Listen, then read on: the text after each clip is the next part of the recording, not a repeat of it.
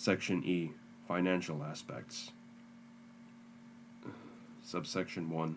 Relations with other U.S. government agencies. Management and control of proprietaries often requires, quote, cooperative interface, end quote, with outside agencies to gain beneficial working relationships and appropriate authorizations. These relationships are described briefly below. For those proprietaries which maintain commercial books and other financial records, commercial managers prepare United States and state tax returns annually based on the corporation's financial records. End of page 249, beginning page 250. For other entities where only internal agency records are maintained, agency specialists prepare tax returns which reflect normal operations of a legitimate commercial business. The agency maintains close coordination with the Internal Revenue Service, which is aware of the CIA's use of proprietary commercial entities, but not of specific proprietaries' identities. In the event the IRS singles out an agency proprietary for an audit, the Office of General Counsel notifies IRS of CIA ownership. The IRS then cancels the audit to conserve manpower. Operation of the air proprietaries has resulted in contact with the Civil Aeronautics Board, the Federal Aviation Agency, and the National Transportation Safety Board. Specific problems have been discussed, usually between the Office of General Counsel of the agency concerned and the CIA General Counsel. The air proprietaries have dealt with State Department and the Agency for International Development, generally on a contractor/customer basis, although senior personnel of those agencies have been advised by the agency of its ownership of the companies. Those proprietaries engaged in the shipment of weapons or other items on the munitions control list have required CIA assistance in obtaining the necessary export licenses.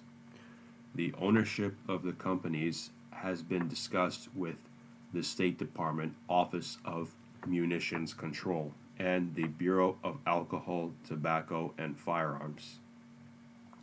While the radio proprietaries were funded by the CIA, they received policy guidance from the Department of State to ensure that their broadcasts conform to United States foreign policy. The agency has intervened with the Department of Labor on behalf of survivors of employees of the proprietaries in order to assist them in receiving the available benefits under the application Workmen's Compensation Acts. The agency has also interceded with the Defense Department to have proprietaries' contracts exempted from the renegotiation board. The CIA has requested that the Air Force consider the interests of the agency in awarding commercial contracts to proprietaries. Initially, this was done in the mid-1950s on the basis of a policy decision by the Operations Coordination Board that Air America was an instrument of value to national security. Air America was then operating at a deficit, and the agency was able to maintain a standby capability without budget subsidies if it could obtain enough business to support large commercial aircraft. Finally, the United States Forest Service was advised of the ownership of a proprietary and asked to award contracts to the proprietary to assist the development of a commercial posture. Subsection 2. Magnitude of United States financial stakes. Most proprietaries are small-scale operations. In many cases, the notionals, the overseas proprietaries, actually conducts no business at all. It simply has a commercial charter, staff, and cover arrangements for agency collection and action projects. Proprietary income consists of a mixture of CIA subsidy and income. In some cases, the outside income is from sources outside the United States government income. E.g., Air America received income, end of page 250, beginning page 251, for aircraft maintenance of foreign airlines in Southeast Asia.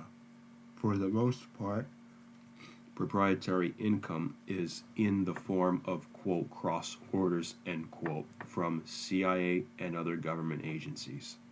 For example, a CIA paramilitary project placed orders for aircraft engines and pilot services with the agency proprietary, Intermountain Aviation, INC, and AID contracted with Air America to carry rice shipments in Laos.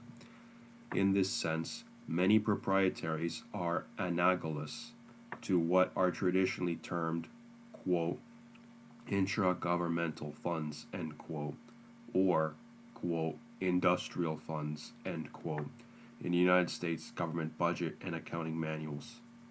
Compared with earlier years, the current size of proprietary expenditures has markedly declined. The potential for future expansion is nevertheless present. Indeed, new proprietaries have been formed within the last several years.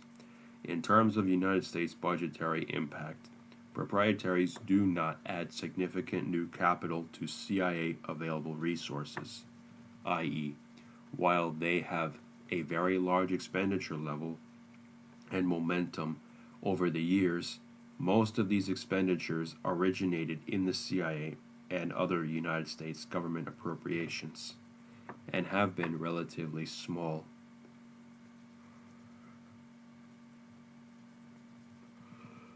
Another way of interpreting the figures is to observe that nearly half the $1.6 billion gross income of CIA proprietaries has been supplied by sources outside the CIA. The committee reviewed the pattern of income, expense, and net United States investment for the 20 largest proprietaries now active, including their financial experience in the 12 months preceding June 30, 1975. The two largest proprietaries, Air America and the insurance complex, dwarf the rest. While Air America will be phased out by June 30, 1976, ending the CIA-owned airlift capability and returning an estimated $20 million to the United States Treasury, the insurance complex will continue. In programmatic terms, the contrast between current low levels of proprietary activity and the high levels of 5 years ago reflects the decline of paramilitary operations in Southeast Asia. Large volumes of outside orders by defense and AID, along with sizable levies by CIA components and maintenance and passenger income from commercial operations, were generated by a covert war. Looking toward the future, will new air proprietaries be established? The CIA thinks not, but the matter is not resolved.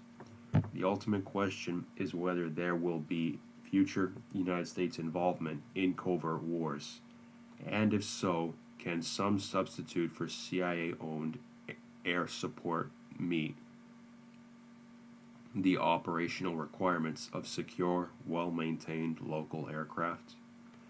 The chief of CSS suggested that third country assets could be used instead. Another possibility is that the use of United States military aircraft overtly or, quote, sanitized, end quote. One thing is clear. CIA sees itself as entering a different era of proprietaries. It has rejected the long-held doctrine of, quote, standby, end quote, capability, i.e., the notion that it is worth investing considerable capital and operating resources in airlift, sealift, and other assets primarily targeted toward contingency requirements. Agency representatives maintain that the CIA is keeping proprietaries focused on current operational tasks. The test of retention is the utility of a proprietary in executing assigned tasks, instrumental to approved agency projects. End of page 251, beginning page 252. Generally, the notions have increased by about 30% since 1967. This reflects a policy of increasing the number of cutout arrangements to increase security, i.e., to reduce one likelihood of outside discovery of agents or case officers working under cover of the endpoint notional by introducing intermediate notionals for payments or identity backstops. What are the basic distinctions of one type of proprietary from another? First, external registration divides the total in half. Those which have some form of legal standing with the domestic and foreign corporate regulatory and tax authorities are subject to external government scrutiny. This occasions additional expenses and manpower to assure that in all respects this group of proprietaries operates in accordance with local law and commercial expectations. The second group, the notionals, exist only as names on doors, in phone directories, and on stationery. Backstopping for identification of these proprietaries is provided by agency switchboards, mail stops, and check insurance. The next level of distinction is within the class of legally registered proprietaries.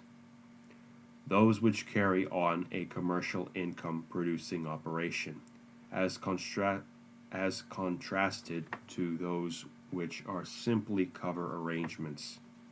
Within the class of commercial proprietaries, which produce income, there is a distinction between those which are wholly dependent upon CIA for income, in the form of orders placed and subsidies, and those which have mixed outside and inside income. Even for those with mixed income, it is possible to distinguish those which have outside income wholly within the United States government, i.e., a mix of CIA-derived income and income from other government agencies, from those which have both United States government income and income from private contracts. Subsection 3. Visibility in the budget. Budgetary accountability to the President and Congress depends upon the extent to which the federal agency's budget requests provide information to facilitate evaluation. Circular A-11, issued by the Office of Management and Budget, prescribes the financial schedules and explanatory data which all federal agencies must provide in their budget submissions. These provisions are consistent within the Budget and Accounting Acts of 1920 and 1950.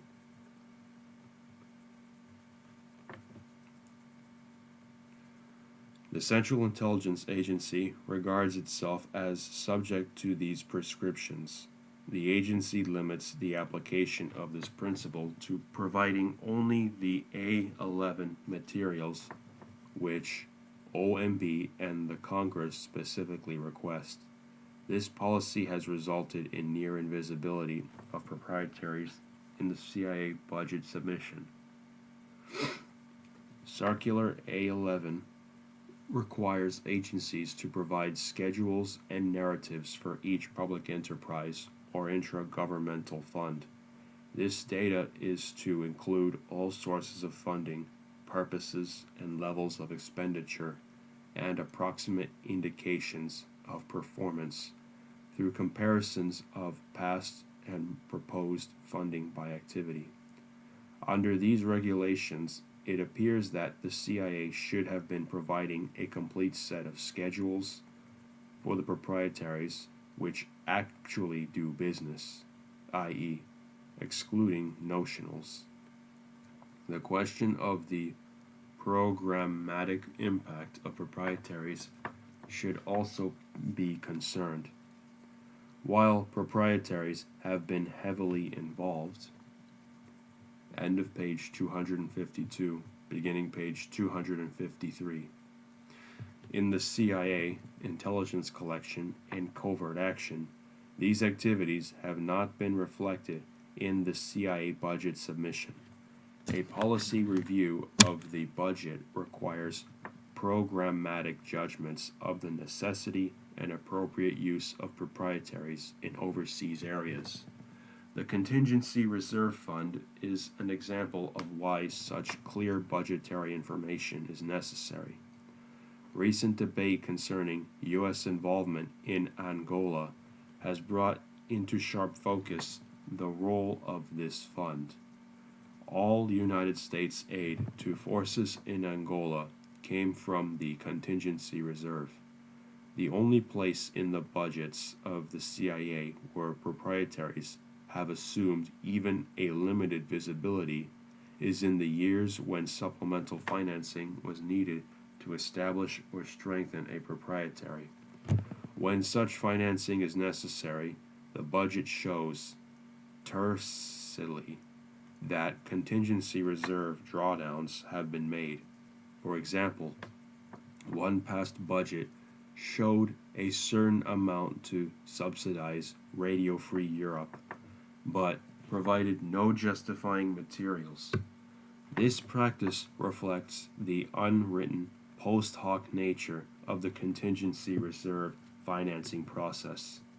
In effect, these practices allow executive branch, quote, supplementals, end quote, in which Congress is informed after the OMB has acted. The budget does not normally indicate agency intentions to create a proprietary in the budget year ahead. For any other federal agency establishing a new publicly owned enterprise without advance notice to the appropriations and substantive committees of Congress would be proscribed. Proprietaries which only require small subsidies to get underway are funded by the CIA without supplemental financing, i.e., within its regular budget. Therefore, these proprietaries are completely invisible in the agency budget submission. Section F. Some general considerations. Subsection 1. The relationship of utility to size.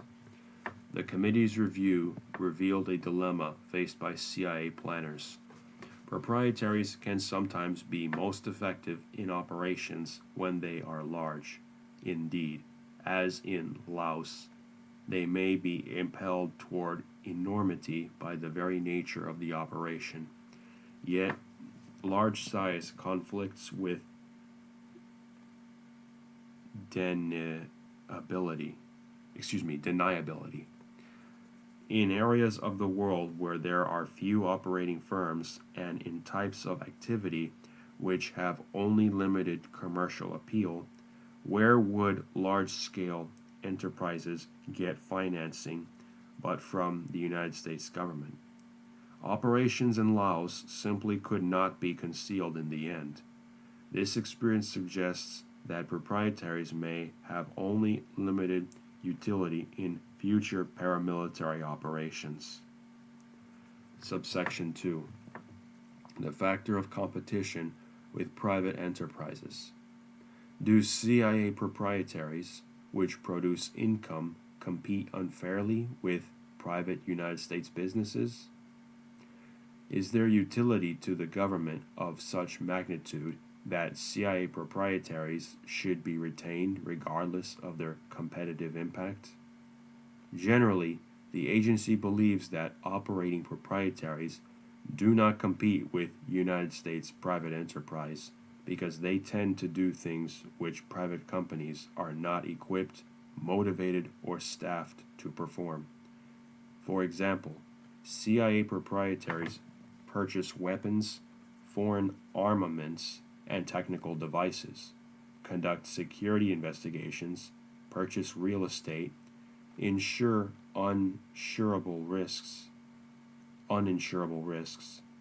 train foreign police forces, and end of page 253, beginning page 254. Run airlines in remote areas or on commercially unattractive routes. Would private enterprise do any or all of these things? It is true that private contracts with the government include highly sensitive contracts with the CIA for technical intelligence collection, research, and development. Would the abandonment of CIA proprietaries and the cooperation of private firms be more desirable in terms of policy, economy, or flexibility? Subsection 3. Relative scarcity of commercial and official cover. The continuing CIA desire for more notionals reflects the scarcity of the United States government official cover in many areas of the world, and the developing desire of some United States companies not to cooperate with the agency. Subsection 4. Profits. Some questions concerning profits have been raised. Does proprietary profit constitute a significant addition to the resources available to the CIA? How is such profit treated in the budget? How is it controlled? How can the Congress, or the President for that matter, be sure that proprietary budgets are not diverted to projects not included in the regular CIA budget? First, profits, defined as net income to a proprietary after deduction of operating expenses, are relatively small, even in the days when the most profitable air proprietaries were operating at peak capacity. The most that any single firm netted was less than $4 million. Over the entire period, 1947 to 1975, total profits have been $50 million, an average of about $1.6 million annually. For the 16 biggest CIA proprietaries, and in these years, a net loss was sustained 3 times. $2.5 million in 1971, $0.5 million in 1973, and $0.3 million in 1975. Looking to the future, after liquidation of the air proprietaries has been completed, there is forecast to be only one profitable proprietary, the complex of insurance companies, which derives most of its profit from investment portfolios. This entity's net income in 1974 was less than $2 million, and a profit of this general magnitude is expected in the foreseeable future. These profits are to be used only for the insurance, escrow, and annuity and related complex functions. Neither the complex nor profits accruing to it are used for operational support of any other project or activities. Nevertheless, profits from all proprietaries may be reprogrammed into CIA operations due to a, quote, change in policy, end quote, reflected in the General Counsel's decision, of February 3rd, 1975. Footnote 90. Pausing the reading and reading footnote 90. Chief CCS, January 27, 76, page 80 to 81. Resuming the reading. Thus, proprietaries do not presently provide a mechanism for, quote, backdoor, end quote, funding of covert operations, nor are they currently intended to do so. Footnote 91. Pausing the reading and reading footnote 91. IBID, page 79. Resuming the reading. The current chief of CCS noted that it may be the questions that have been raised by the staffs of this committee and of the House Committee have kind of energized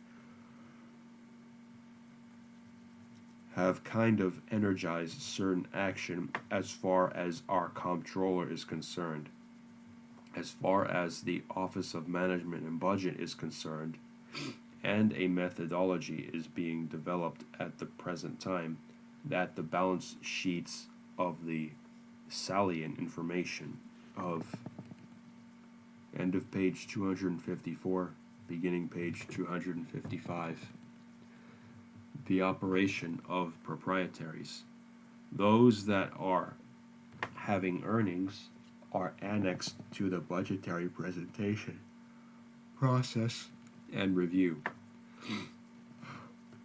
so that this information is available to the Office of Management and Budget, and I assume to Congress, so that this can be taken into consideration, and you would then have, it seems to me, a degree of safeguard that money cannot be taken out of there and used as an add-on to appropriate funds.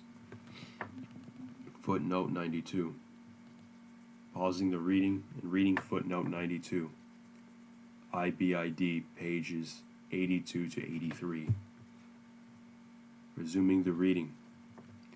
According to the testimony from 1973 to 1975, before the opinion was rendered by the General Counsel of the CIA concerning profits and their treatment, the appropriations committees were advised that such profits existed and, quote, it was taken into consideration at the time of appropriations, end quote.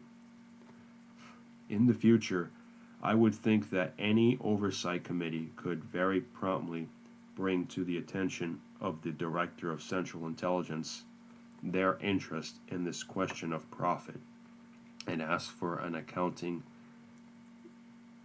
and certainly could be assured that there was no use of funds derived from a proprietary for an operational purpose unrelated to such activity.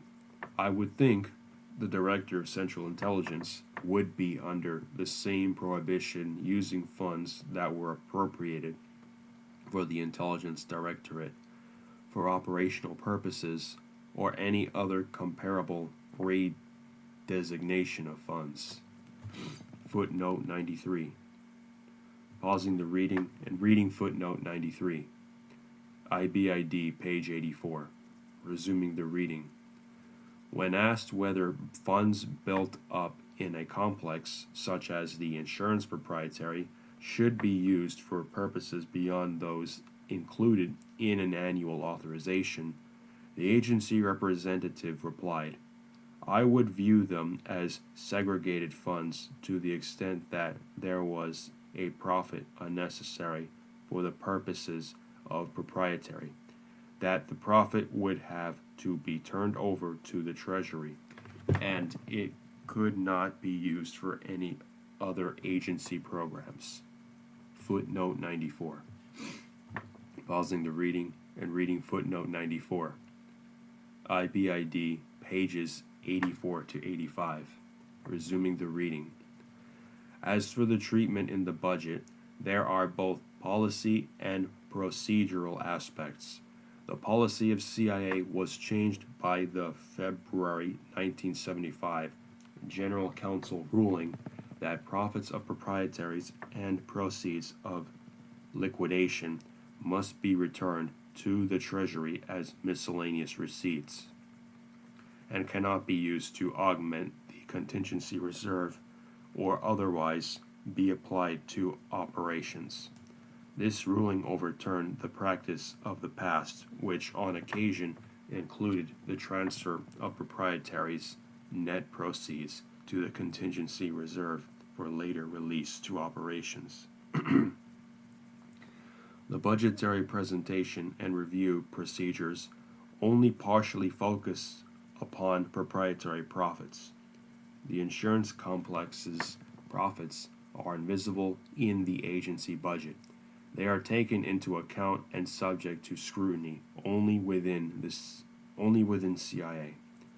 Operationally, the Directorate of Operations annual review has the most detailed grasp of these monies at the agency review level. A standard set of public enterprise fund schedules, as prescribed by Office of Management and Budget,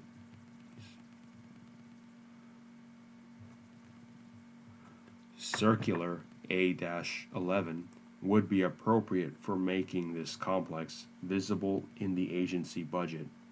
Other commercial proprietaries should show these schedules as well. The agency has indicated, end of page 255, beginning page 256, that the comptroller is working with the directorates of operations and administration to develop more comprehensive budgetary presentation and review procedures for CIA proprietaries. To what extent can these new procedures prevent abuses of proprietary profits? To what extent do they preclude the need for legislation in this area? What form of congressional oversight is needed here? And at what point should Congress exert control?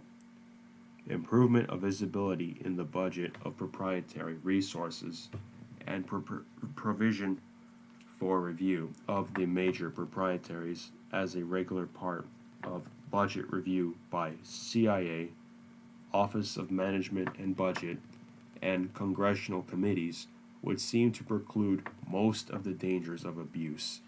On the other hand, there is one type of abuse which additional congressional scrutiny and safeguards may be needed.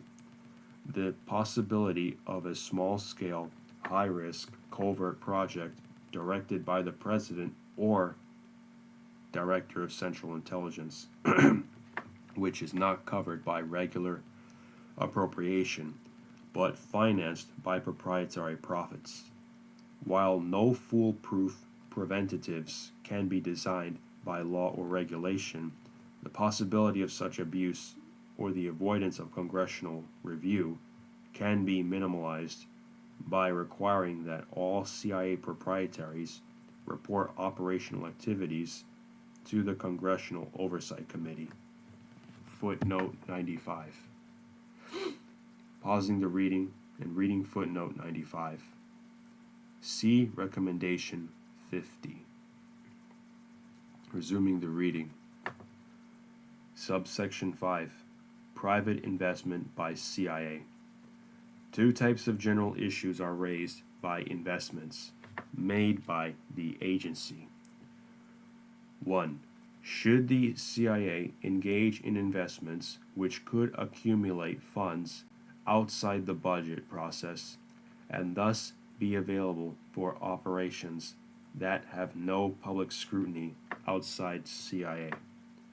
2. Is CIA investment policy too restrictive in regard to bank deposits? Specifically, should the CIA place large amounts of money in commercial banks without drawing interest? A sizable percentage of the agency's annual appropriated and advanced funds are deposited here and abroad in the commercial accounts on an incremental basis to fund operational needs. If accounts are maintained at levels above the minimum balance necessary for outset costs to the banks selected earn an interest or investment bonus. The selection of these institutions is non-competitive, rooted in historic circumstance, albeit in institutions that have shown themselves flexible and responsive in providing the agency's services. Further investigation of this area is needed, and we encourage the new Oversight Committee to study this issue in greater detail than we have been able. This is one area where the exclusion of the General Accounting Office from CIA audits has had an unfortunate effect.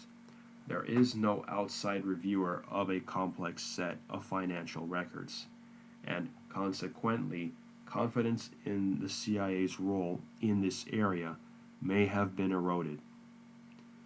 Subsection 6.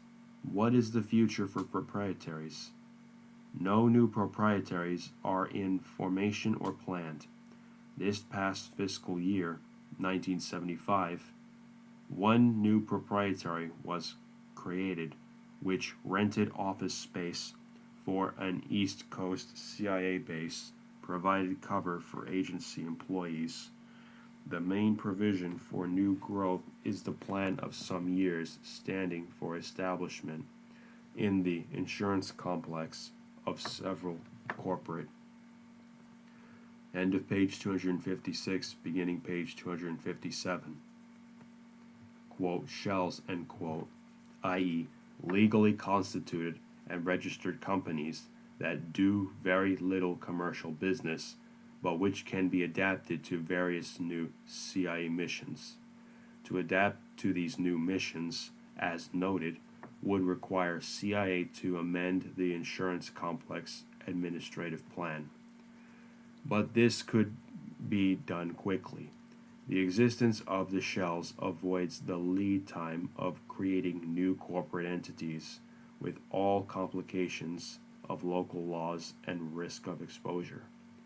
While CIA proprietaries are now smaller than previously, they are so largely for administrative reasons, i.e., response to executive branch directions. Although the CIA may never find proprietary expansion to be operationally desirable, there is currently no statutory constraint on such expansion. Congress should be a partner in the process of reviewing any such expansion by providing for changes in the charter process. Another approach is establishing substantive guidelines for proprietary operation. This approach is typified by the post-Katzenbach guidelines that prohibit CIA operation of tax-exempt foundations. Lawrence R. Houston, the former general counsel of the agency, was intimately involved with all of the proprietaries for his entire tenure with CIA. Consequently, his views have been invaluable to the committee in reviewing and evaluating the history and the role of these mechanisms. In the course of far-ranging testimony with the committee on several occasions, Houston concluded that proprietaries, quote, should be the last resort for use to backdrop agency activities, end quote. He grounded his opinion on the fact that they are cumbersome.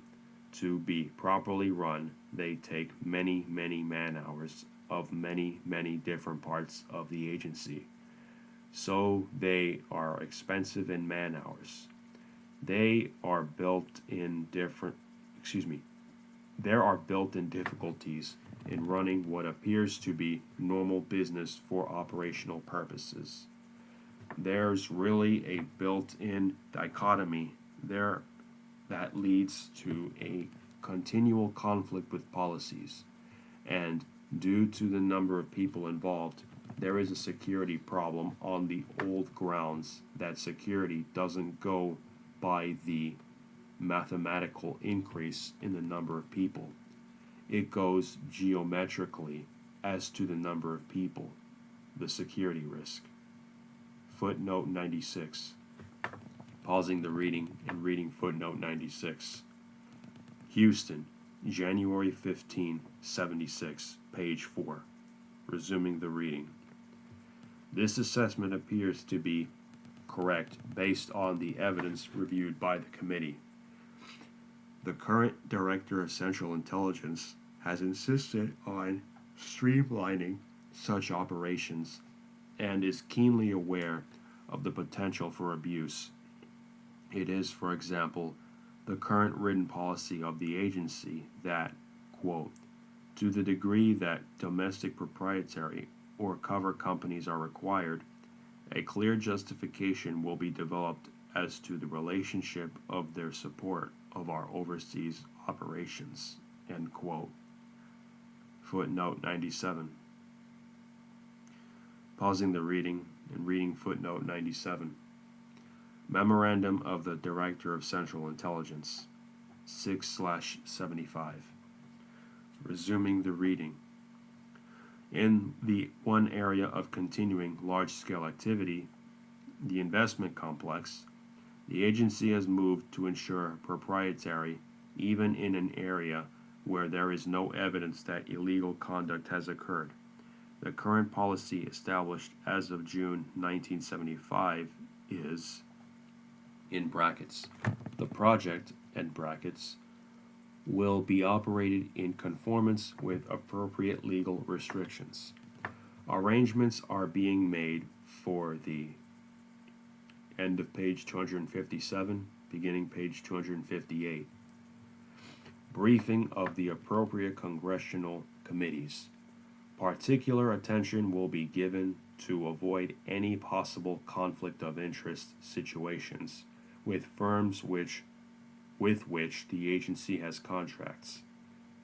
Particular concern will also be exhibited over possible improper influence on the stock market or stock dealings through the investments involved in brackets, the project, end brackets.